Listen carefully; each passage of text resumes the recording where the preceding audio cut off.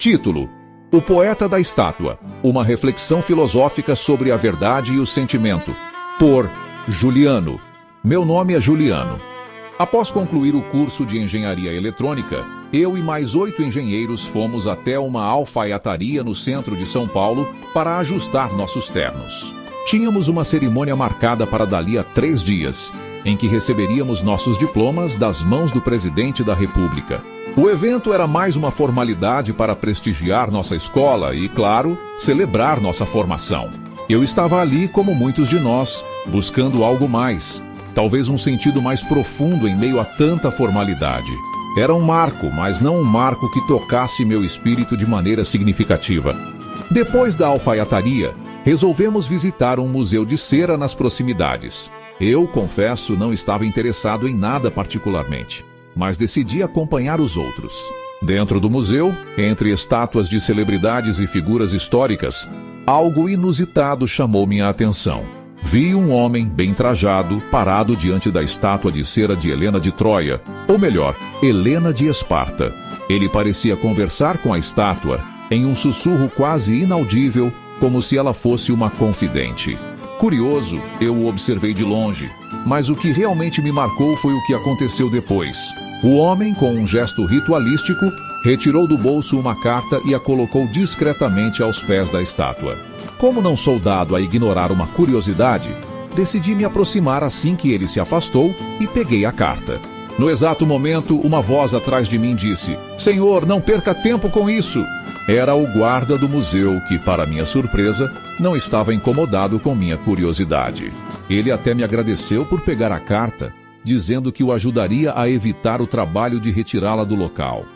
O tom de brincadeira e a leveza daquela situação contrastavam com o peso das palavras que eu estava prestes a ler. Sem mais cerimônias, saí do museu, sentei-me sob a sombra de uma árvore e abri a carta. O conteúdo era algo inusitado, um misto de desilusão e admiração, de filosofia e poesia.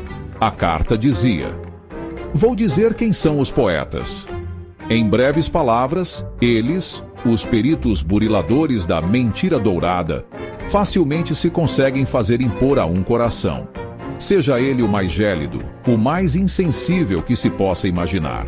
Ao passo que eu, humilde apologista do belo, do verdadeiro, do verossímil, embora envidando os mais ingentes esforços, raramente, quase nunca, chego a conseguir com os meus atos nobilitantes e expressivos o que aos poetas, aos felizes manejadores da rima, é proporcionado gostosa e prontamente logo após a leitura de um verso, transbordante de frases repassadas de um lirismo que enternece, de uma doçura que extasia e acorrenta os corações. Ah, como são felizes os poetas! Quanta tristeza a invadir-me o peito neste momento em que tudo procuro fazer para tranquilizar a consciência, que me impele, que me insinua a exaltação dos teus olhos, lindos como o que possa existir de mais lindo, fascinantes como tudo o que mais possa fascinar. E eu me entristeço porque, se poeta eu fora, não me limitaria a dizer-te simples e inexpressivamente que os teus olhos, ternos e cismadores quando pairam sobre mim, emprestam ao meu viver soturno a mesma alacridade que o luar, pujante e soberano, empresta à noite amortalhada em trevas. As palavras que encontrei naquela carta não eram apenas palavras soltas, eram uma reflexão sobre o poder da poesia, da linguagem e do sentimento. Quem era aquele homem que se permitia transbordar em versos por uma estátua?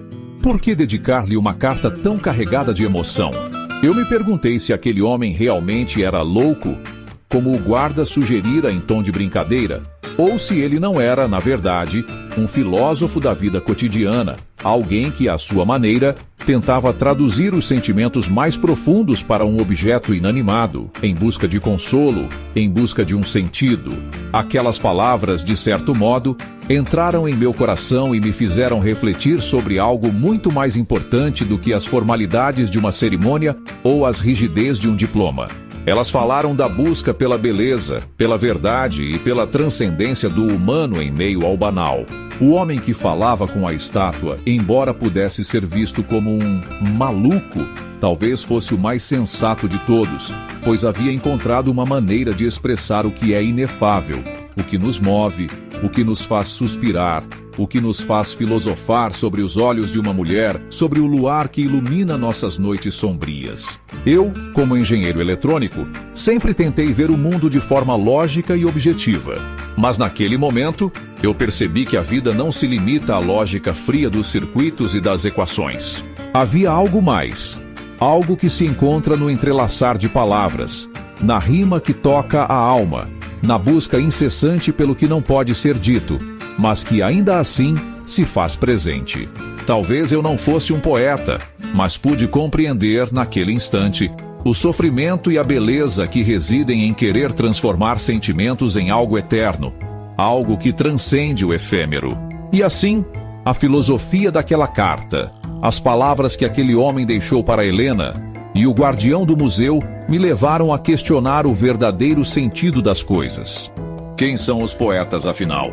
Aqueles que conseguem exprimir com perfeição a dor, a beleza e o desejo de um ser humano em um verso. E quem somos nós, aqueles que vivem a lógica do cotidiano em busca de sentido? Talvez, ao longo da vida, a grande questão seja apenas essa: aprender a buscar o significado não nas respostas que temos, mas nas perguntas que fazemos, mesmo que elas se percam nas sombras de uma árvore ou nos ecos de uma estátua silenciosa. Talvez o homem não fosse maluco, e talvez ele tivesse encontrado de forma tão pura o que muitos de nós esquecemos, que há beleza em todas as coisas, até nas mais estranhas, e que a poesia é a linguagem da alma. Por fim, agradeço do fundo do coração a todos vocês que dedicaram um pouco do seu precioso tempo para ouvir minha história. É nas experiências compartilhadas que encontramos lições e reflexões sobre a vida. Muito obrigado.